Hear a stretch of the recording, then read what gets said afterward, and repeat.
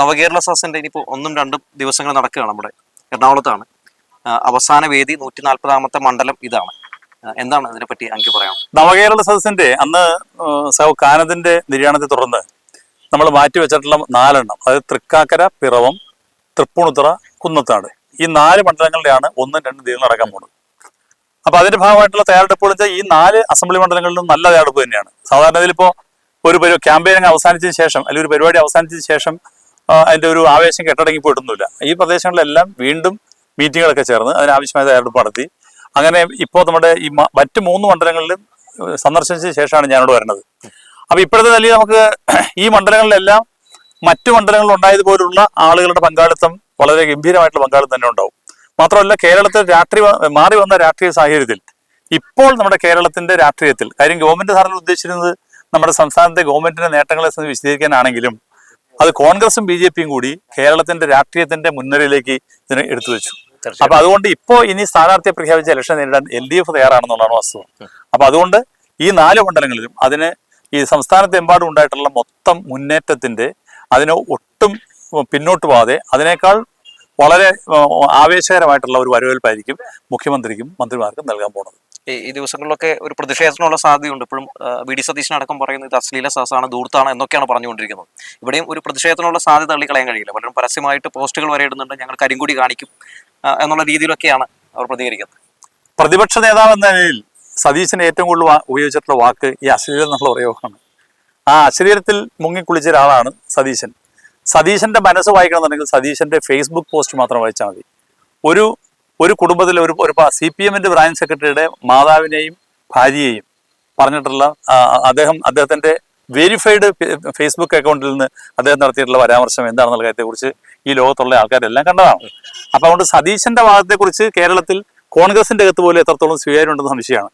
അപ്പൊ അതുകൊണ്ട് സതീശന്റെ ഈ പറഞ്ഞ പ്രതിഷേധത്തിന്റെ കാര്യങ്ങളൊന്നും നമ്മൾ കാര്യമായിട്ട് സാധിക്കും. ഇപ്പൊ തന്നെ എന്ത് പ്രതിഷേധം ഉണ്ടായതാണ്? ഒരു 1.5 മാസം 2 മാസം മുമ്പ് പ്രഖ്യാപിച്ച കേരളത്തിലെ ഗവൺമെന്റ് പ്രഖ്യാപിച്ച ഒരു പരിപാടി, ആ പരിപാടിയുടെ മുമ്പിൽ പ്രതിഷേധമായിട്ട് പോകുന്നതിൽ എന്തർത്ഥമുള്ളൂ? ഞാൻ ചോദിക്കട്ടെ, കോൺഗ്രസ് മാർച്ച് നടത്തി കഴിഞ്ഞാൽ കോൺഗ്രസ് ഇപ്പോൾ എന്തോ ഒരു യാത്ര നടത്താറുണ്ട്.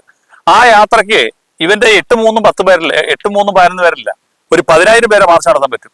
ആ സാധനം തിരിച്ചു കൊണ്ടുവരും. സാധനത്തിന് ഞങ്ങൾ ചെയ്യുമോ? ഞങ്ങൾ LDF ചെയ്യൂല. LDF ചെയ്യാൻ തീരുമാനിച്ചാൽ പിന്നെ കേരളത്തിൽ UDFന്റെ മാർച്ചേ ഇല്ല, അത് കാസർഗോഡ് അവസാനിക്കും.